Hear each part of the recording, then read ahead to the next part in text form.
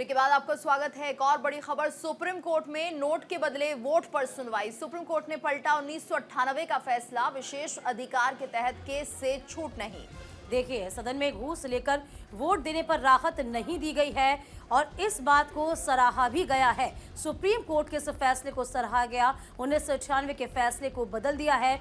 विशेषाधिकार के तहत केस से छूट नहीं मिलेगी। ये बड़ी खबर आपको बता दें, सदन में घूस देकर वोट देने पर राहत नहीं मिलेगी। 2 दिन की सुनवाई के बाद आज इस पूरे मसले पर निर्णय लिया गया है। तो सुप्रीम कोर्ट में नोट के बदले वोट पर सुनवाई हुई। सुप्रीम कोर्ट ने 1998 का फैसला पलट दिया है, यानी अब अगर आप नोट के बदले वोट करेंगे तो उस पर राहत नहीं है। विशेष अधिकार के तहत छूट नहीं दी जाएगी। सदन में घूस लेकर वोट देने पर राहत नहीं है, कार्रवाई होगी। सुप्रीम कोर्ट में नोट के बदले वोट पर सुनवाई हुई, जिसमें ये फैसला सामने आया है। देखिए, इससे पहले आपको याद होगा 1996 में नरसिम्हा राव सरकार में साफ तौर पे कहा गया था कि नोट के बदले वोट मामले में केस दर्ज नहीं होगा किसी विधायक पर, किसी सांसद पर, लेकिन अब ऐसा नहीं होगा।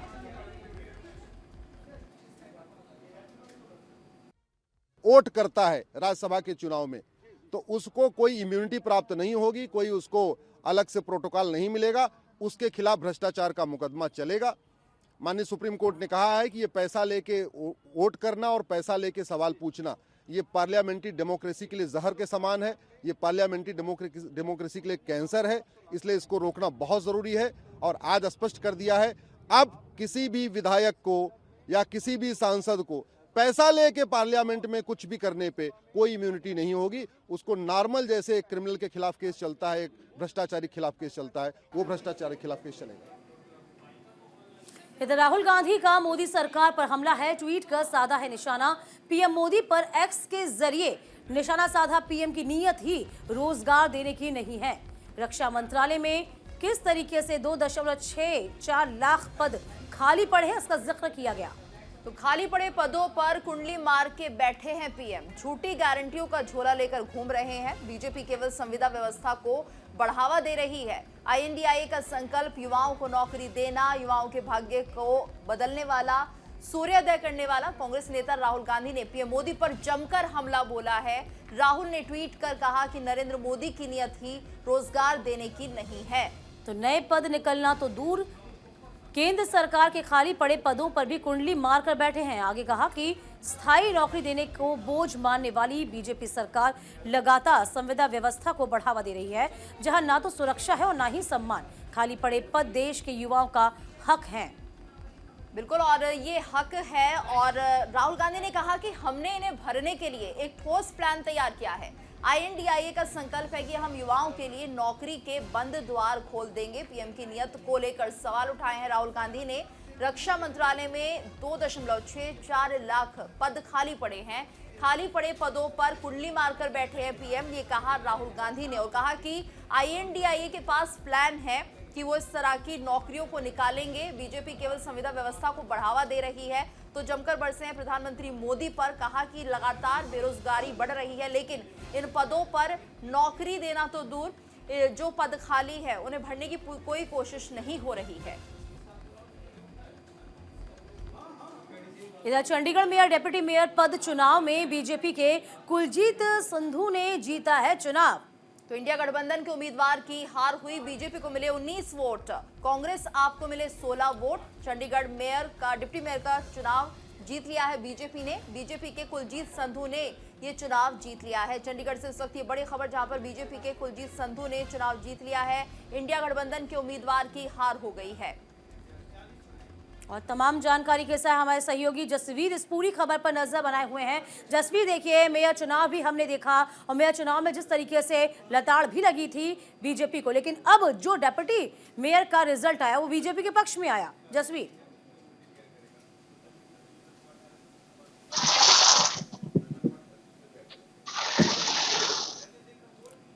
आप तक आवाज पहुंच पा रही है? लगता हमारा संपर्क नहीं हो पा रहा है जसबीर जी से, लेकिन लगातार ये सवाल उठ रहे थे चंडीगढ़ में जब मेयर चुनाव हुआ था कि यहाँ पर धांधली की गई है और जिस तरह से बीजेपी ने बेईमानी की है। लेकिन अब एक बार फिर से कनेक्शन हो गया है, जसबीर जी से बात करेंगे उनसे। जसबीर जी, आपसे हम जानना चाहेंगे कि फिलहाल जिस तरह से बीजेपी के कैंडिडेट ने जीत हासिल की है, हालांकि काफी विवाद हुआ था इस पद को लेकर। हेलो, जी जसबीर, आवाज आ रही है आपको? डायरेक्ट ऑडियो देता हूँ।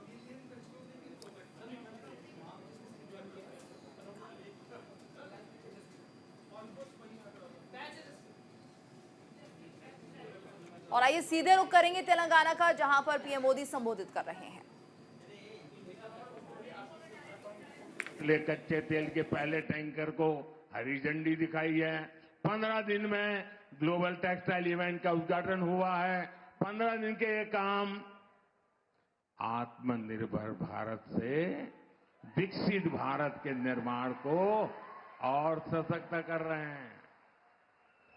अब बताइए, ये विकास का उत्सव है कि नहीं है? ये लोगों के कल्याण का उत्सव है कि नहीं है? ये लोगों की भलाई का उत्सव है कि नहीं है? अरे चुनाव तो जब आएगा तब देखा जाएगा। मुझे तो देश को आगे बढ़ाना है। मैं सही बोल रहा हूं ना?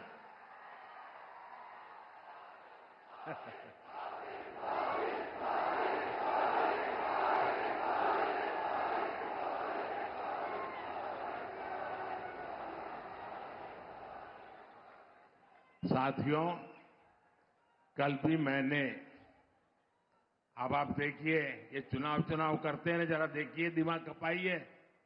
कल भी मैंने दिन भर सभी मंत्री और भारत सरकार के सभी वरिष्ठ सचिव अधिकारी, यानी एक प्रकार से टॉप टीम, करीब 125 लोग, पूरा दिन भर उनके साथ बैठा और क्या किया? चुनाव की चर्चा नहीं की। वहां मैंने विकसित भारत निर्माण के लिए एक्शन प्लान पर एक एक मुद्दे की बारीकी से चर्चा की। विकसित भारत के एक्शन प्लान पर देश भर में 15 लाख लोग अब तक अपने सुझाव दे चुके हैं। 3,75,000 से ज्यादा स्टेक होल्डर्स अब तक इसमें सक्रिय रूप से जुड़े हैं। विकसित भारत के विजन को लेकर करीब 3,000 मीटिंग हो चुकी है। 3,000 मीटिंग। देश को विकसित बनाने के लिए दिन रात काम।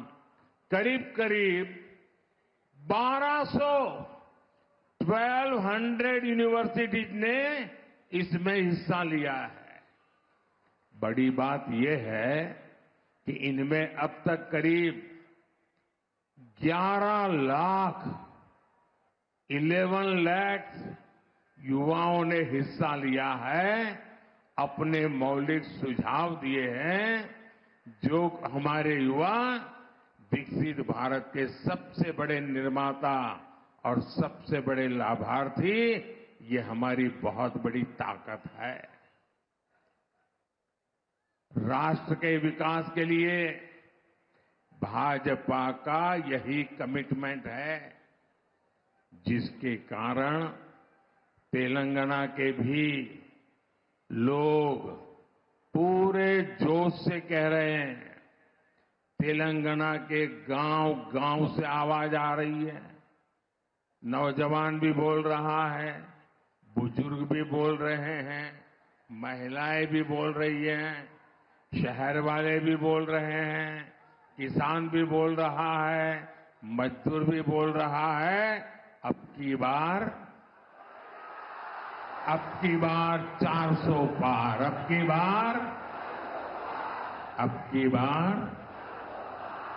बार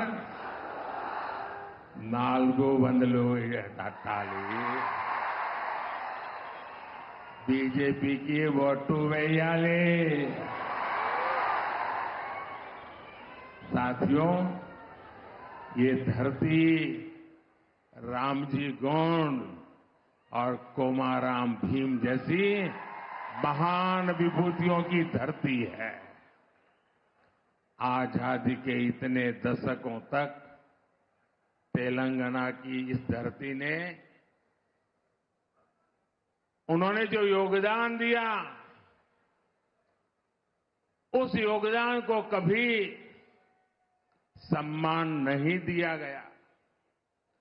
2014 के बाद बीजेपी की केंद्र में सरकार ने तेलंगाना के विकास को, आदिवासी समाज के सम्मान को इतना महत्व दिया। आप मुझे बताइए, क्या बीजेपी सरकार आने से पहले कोई कल्पना कर सकता था? चलिए फिलहाल वक्त छोटे से ब्रेक का हुआ है, फौरन लौटेंगे कुछ और खास खबरों के साथ।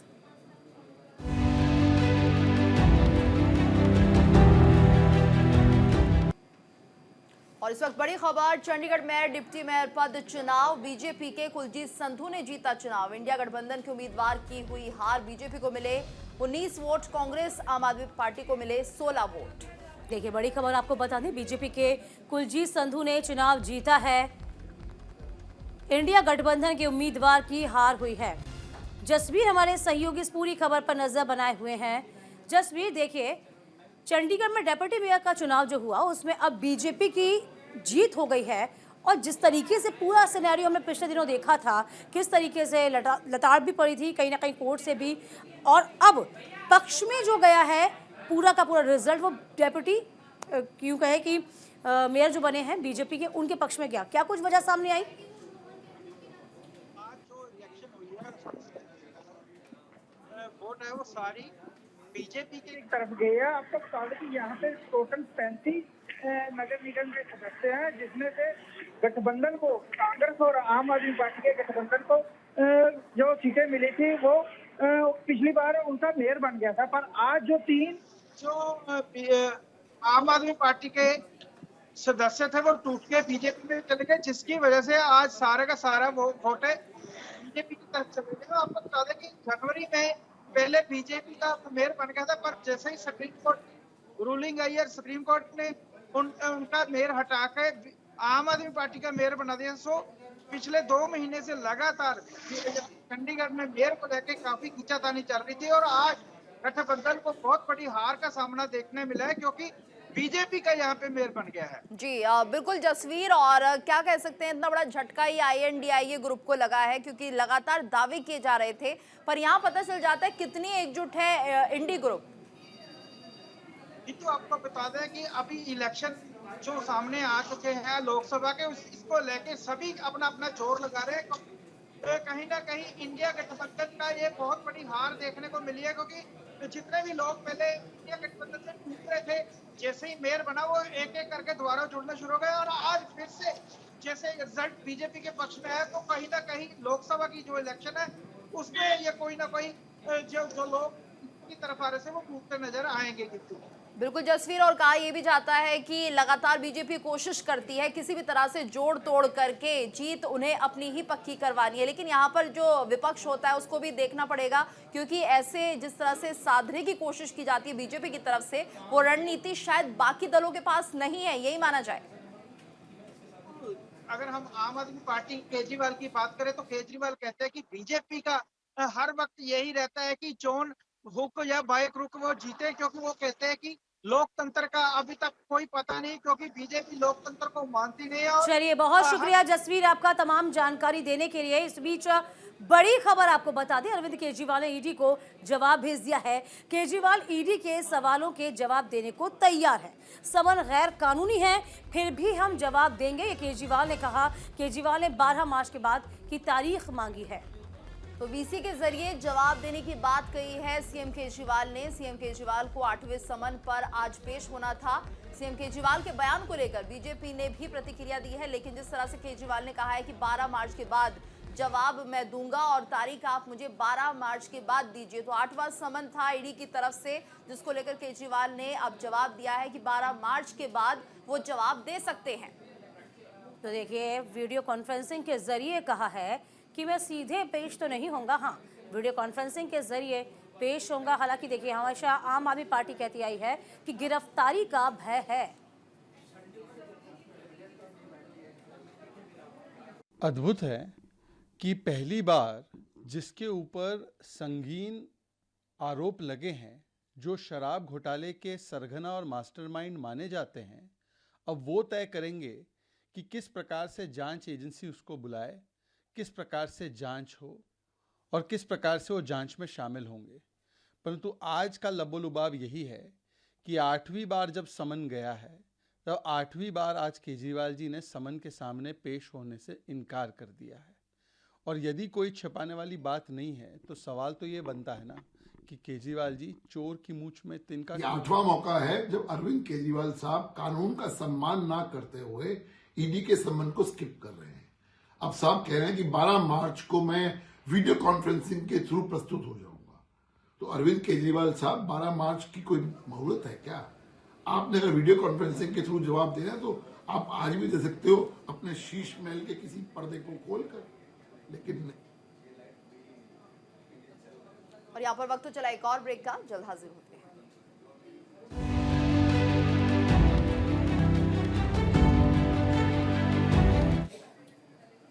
स्वागत है आपका ब्रेक के बाद। आज अयोध्या के दौरे पर मध्य प्रदेश की कैबिनेट है। 65 सदस्यीय डेलीगेशन पहुंचेगा अयोध्या। सीएम मोहन यादव करेंगे रामलला के दर्शन। डेलीगेशन में मंत्री, विधायक, अधिकारी शामिल। 1:45 पर डेलीगेशन पहुंचेगा महर्षि वाल्मीकि एयरपोर्ट। सांसद लल्लू सिंह करेंगे डेलीगेशन का स्वागत। केंद्रीय मंत्री नारायण राणे भी करेंगे रामलला के दर्शन।